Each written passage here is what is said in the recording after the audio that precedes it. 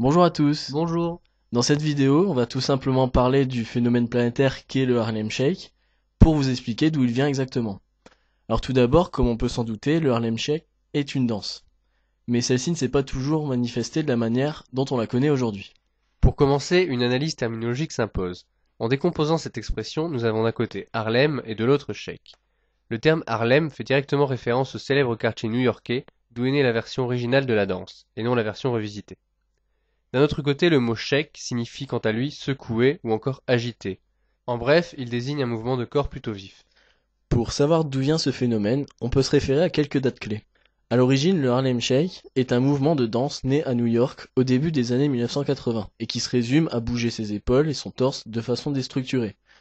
Généralement, on le pratiquait sur un fond sonore style hip-hop, R&B. Et pour la petite anecdote, sachez que cette danse emblématique était réapparue en 2001 dans un clip de P. Diddy et J-Dep, ce qui avait alors permis sa médiatisation. C'est enfin en 2013, et plus précisément le 2 février, qu'est apparue la version qu'on connaît tous et qui fait actuellement le buzz sur internet. C'est donc à partir du 2 février 2013 qu'une reprise détournée et totalement déjantée est apparue sur la toile grâce à Phil C. Frank.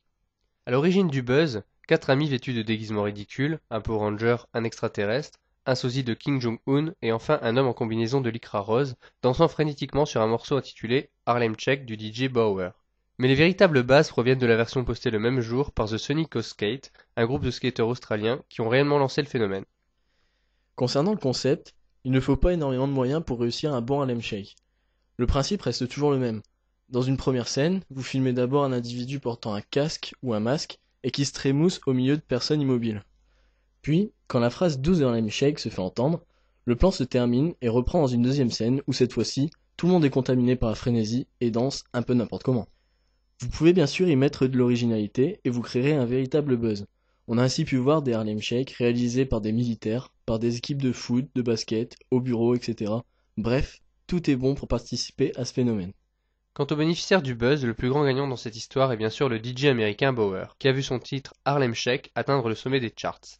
Juste pour la parenthèse, DJ Bauer a utilisé sans autorisation la voix de Hector Elfazer, prononçant les trois mots Con los terroristas que l'on entend tout au long de la chanson, plus clairement au début. À l'évidence, le Harlem Shake ne fait pas l'unanimité. Certains adorent et passent des heures à surfer de vidéo en vidéo pour rire devant ces gesticulations plus étranges les unes que les autres. D'autres, au contraire, trouvent sûrement que c'est du grand n'importe quoi et critiqueront ce phénomène jusqu'à ce qu'il s'estompe définitivement. Quoi qu'il en soit, le Harlem Shake laisse peu de gens indifférents. C'est donc maintenant la fin de cette vidéo, en espérant qu'à défaut de faire le buzz, elle aura su capter votre intérêt, et que tout ça était bon à savoir. Ah oui, une dernière chose. N'hésitez pas à aimer et à partager la vidéo. Vous pouvez aussi jeter un coup d'œil à nos autres vidéos ou vous abonner. Ciao Ciao à à tous! tous!